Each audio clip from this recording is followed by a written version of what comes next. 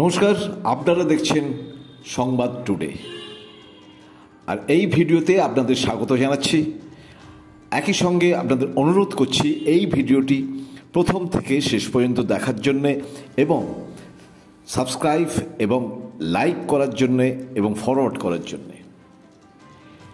মূলত এই ভিডিওটি দুই চির প্রতিদ্বন্দ্বী ইমামি ইস্টবেঙ্গল ও মোহনবাগান সুপার জায়ান্টসের দুই কোচকে নিয়ে।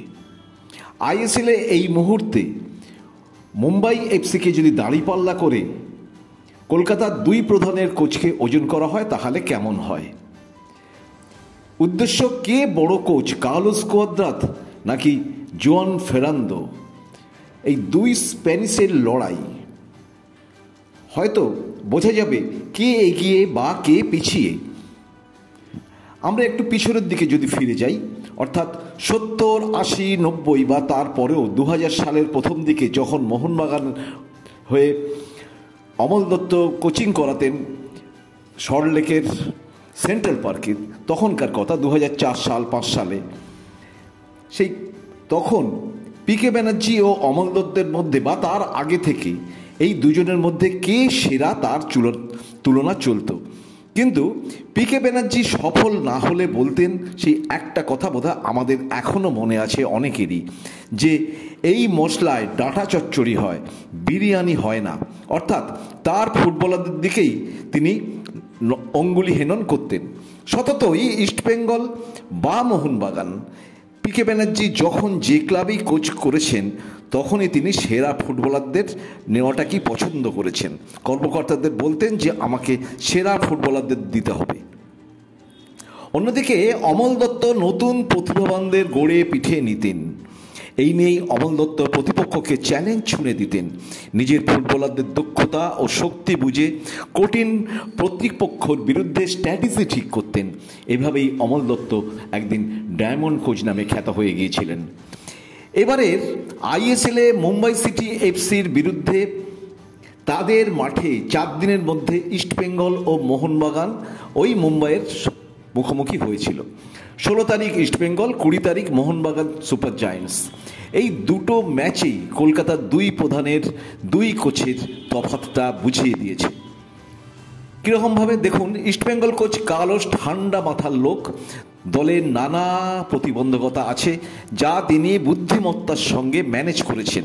লাল হলুদ ব্রিগেডকে প্রবল শক্তিশালী মুম্বাই এফসির বিরুদ্ধে মুম্বাইয়ের মাঠে একেবারে ইঞ্চি মেপে খেলিয়েছেন। এই না হলে কোচ অযথা রাগবি খেলার ধরনকে পরিত্যাগ করার নির্দেশ দিয়েছিলেন, কারণ তিনি জানতেন মুম্বাইয়ের যা শক্তি তাতে ইস্টবেঙ্গলের খেলোয়াড়রা, তার ছেলেরা পেরে উঠবে না কোনোভাবেই। তারা আহত হবে, লাল কার্ড দেখবে, হলুদ কার্ড দেখবে, সুতরাং ক্ষতি তাদেরই। তাই যতটুকু দরকার ততটুকুই তিনি এগিয়েছেন এবং তাতে সফলও হয়েছেন। অন্যদিকে দেখুন মোহনবাগান কোচ ফেরান্দো, জুয়ান ফেরান্দো নিজেদের মুম্বাইয়ের থেকে শক্তিশালী মনে করেছেন। মারপিটের খেলা খেলতে গিয়ে মুম্বাইয়ের ফাঁদে আটকে গেছেন। 7টা লাল কার্ড হয়েছে, 7টা হলুদ কার্ডের খেলায় বেশি রক্তক্ষরণ হয়েছে কিন্তু জুয়ান ফেরান্দোরই। যতটা ভালো ফুটবলের রসায়ন যিনি বুঝতে পারেন এবং তার প্রয়োগ করে সেটাই তাকে সাফল্য এনে দেয়। আর সেখানেই তো তিনি বড় কোচ বলে নিজেকে প্রতিপন্ন করেন। জুয়ান ফেরান্দোর মোহনবাগান সুপার জায়ান্টসের বিরিয়ানির মশলা থাকলেও রান্নায় ভুল মশলা প্রয়োগ করে ফেলেছেন তিনি এবং এখানেই তিনি পস্তেছেন। অন্যদিকে কার্লোস সীমাবদ্ধতা বুঝে ফায়দা তুলেছেন। তাই মোহনবাগান যেখানে 0 নিয়ে ফিরে এসেছে ম্যাচ হেরে, উল্টো দিকে খুব কম শক্তিশালী খেলোয়াড়দের নিয়ে বেশি শক্তিধরদের সঙ্গে লড়াই করে East Bengal coach Carlos Cuadrat 1 point নিয়ে ঘরে ফিরেছেন, হার এড়িয়েছেন। মোহনবাগান এখানেই তফাৎ গড়ে দিয়েছে বা ইস্টবেঙ্গল এখানেই তফাৎ করে দিয়েছে। মোহনবাগান বা ইস্টবেঙ্গলের দুই কোচের এই দুই লড়াই, দুই মানসিকতা 4 দিনের মধ্যে মুম্বাই এফসির মাঠই বুঝিয়ে দিল। তাই দুই স্প্যানিশ কোচের মধ্যে কার্লোস কুয়াদ্রাতের কোচিং টেকনিক কতটা ক্ষুরোধার, তাই তিনিই কি সেরা? বলবেন আপনারাই, বলবেন কমেন্টস বক্সে। প্রিয় দর্শক, প্রিয় বন্ধু, আপনারা মোহনবাগান হন আর ইস্ট বেঙ্গল হোক, যে দলেরই দল আপনারা সমর্থক হন না কেন, আপনারা বলুন যে এই কমেন্টস বক্সে আপনাদের মতামত কী।